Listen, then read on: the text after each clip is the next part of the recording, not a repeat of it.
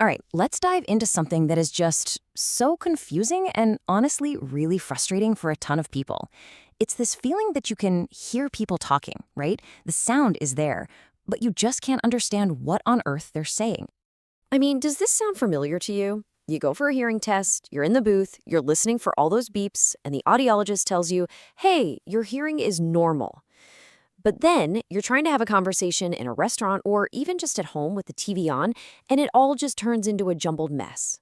I'm here to tell you, you are not imagining it. Okay, so if you're nodding your head right now thinking, yes, that's me, I really want you to hear this. It is absolutely not just you. This is a super common contradiction. It's an issue that hearing specialists see all the time. You know, even the experts in audiology will tell you this is one of the biggest misunderstandings out there. The problem isn't with you. It's not in your head. The problem is actually with how we've always measured hearing. So that's the big question, right? How can a test say everything's fine when you know you're struggling to keep up with conversations? Well, it all comes down to the limits of that standard hearing test. Yeah, that test with all the beeps, it's officially called a pure tone audiogram. And look, it's been the go-to standard for a long, long time.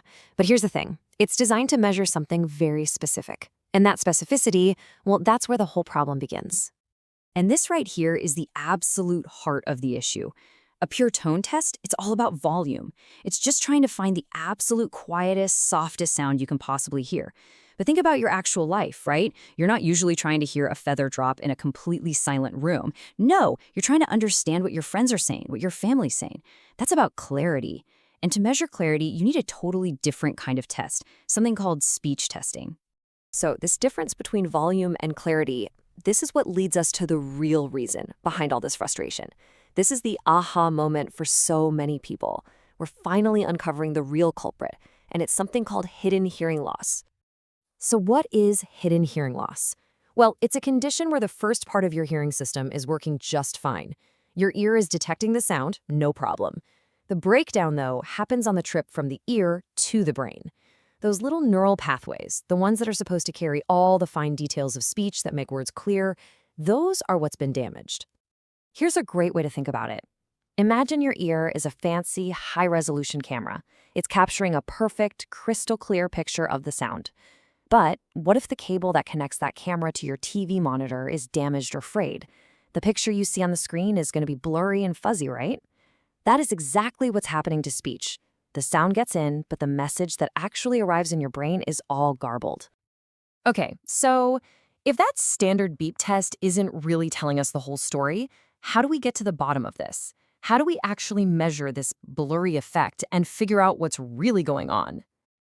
Well, thankfully, audiologists have a much, much better tool for this specific problem. It's called speech testing. And instead of just listening for quiet beeps, you'll actually listen to and repeat back words, a lot of times with some background noise mixed in. This directly tests your brain's ability to pull speech out of the noise and understand it clearly. It gives a way more realistic picture of your hearing in the real world. So, now that you know all this, you can have a totally different, much more productive conversation about your hearing.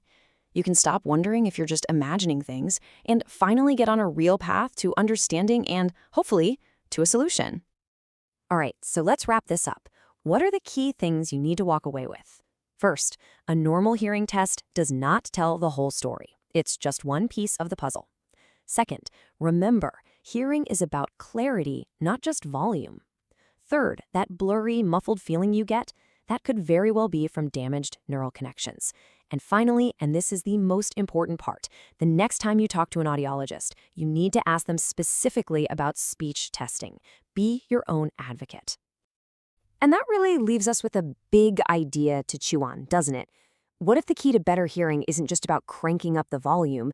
What if it's all about finding a way to restore the clarity? It completely changes how we should be thinking about our hearing health for sure. Subscribe, The Ear Lab.